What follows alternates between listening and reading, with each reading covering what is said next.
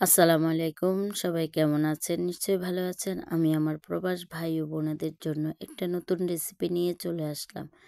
আজকের এই রেসিপিটা প্রথম থেকে শেষ পর্যন্ত রেসিপিটা দেখবেন। ফলগুলিকে আমি প্রথমে পরিষ্কার পানি দিয়ে ধুয়ে নিয়ে নেব। এরপর ফলগুলিকে কেটে নেব। প্রথমে আমি 2 গ্লাস পানি দিয়ে দিব, নর্মাল পানি। এরপর দিয়ে দিব সামান্য পরিমাণ লবণ।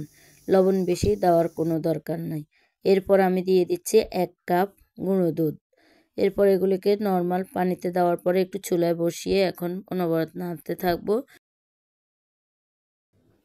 এখন ভালো করে দলাগুলি ভেঙে দিব। ভেঙে দেওয়ার পরে দিয়ে 1/2 কাপের থেকেও বেশি চিনি দিয়ে দিব। চিনি দিয়ে আবার ভালো করে মিক্সড করতে থাকবো আর দুধগুলি বলক আসার জন্য অপেক্ষা করতে থাকব। এই পাশে দিয়ে আমি আবারও 1 কাপ পানি নিয়ে নিয়েছি। এর মধ্যে এখন আমি দিয়ে দিব custard powder. Custard powder 2 table চামচ এর মধ্যে দিয়ে দিলাম, কারণ বাহিরের কাস্টার্ড গুঁড়োগুলি ব্র্যান্ড অনেক ভালো থাকে, তাই 2 টেবিল চামচ কাস্টার্ড দিয়ে দিলে অনেক সুন্দর কাস্টার্ড রান্না হয়ে যাবে। এগুলিকে ভালো করে গুলিয়ে নিলাম। গুলিয়ে নিয়ে যে দুধের বলকগুলি এসে গেছে ওই বলকের উপরে কাস্টার্ড গোলানো দিয়ে দিলাম। তবে গোলানো দেওয়ার সময় চুলাটাকে বন্ধ করে দিবেন, দিয়ে ভালো করে মিক্সড করে নেবেন। এরপর চুলাটা আবার জ্বালিয়ে দিবেন। তারপর অনবরত নাড়তে থাকবেন, নাড়ানো বন্ধ করবেন না। যারা নতুন অবস্থায় আছেন তারা নাড়া বন্ধ করবেন না, নাড়তে থাকবেন। যখন কাস্টার্ডটা এই পর্যায়ে চলে আসবে তখন চুলাটা নিভিয়ে দিবেন।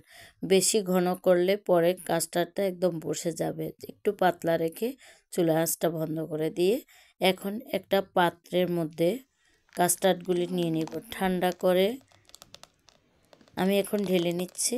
এরপর এগুলিকে আমি ঠান্ডা করে ফ্রিজে রেখে দেব। যদি আপনি তার সাথে সাথে খেতে চান খেতেও পারবেন আপনারা, তবে ঠান্ডা হওয়ার জন্য অপেক্ষা করতে হবে। তা আমার এভাবে আমি কাস্টার্ডটা ঠান্ডা হতে দিয়েছি আর ফলগুলিও এখন কেটে নিয়েছি।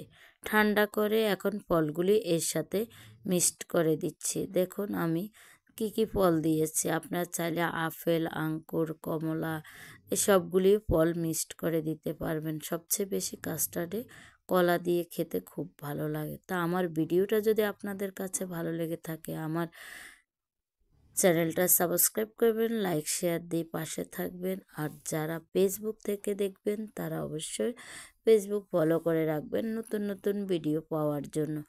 এখন আমি এই ফলগুলিকে মিক্সড করে দিচ্ছি।